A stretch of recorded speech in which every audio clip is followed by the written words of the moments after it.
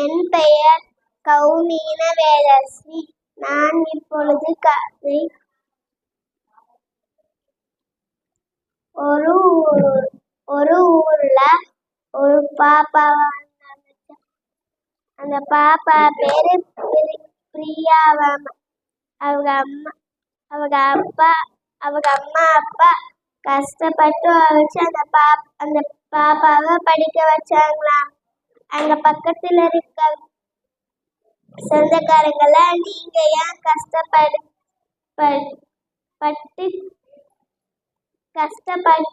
ஏன் பிள்ளைய படிக்க வைக்கிறீங்க? நீங்க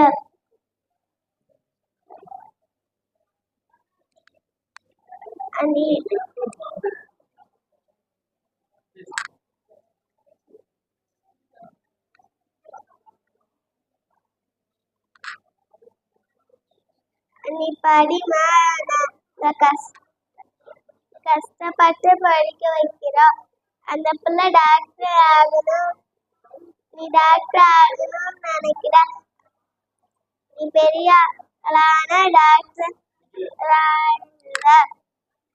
அந்த பாப்பா பெருசா டாக்டர் ஆயிடுச்சு.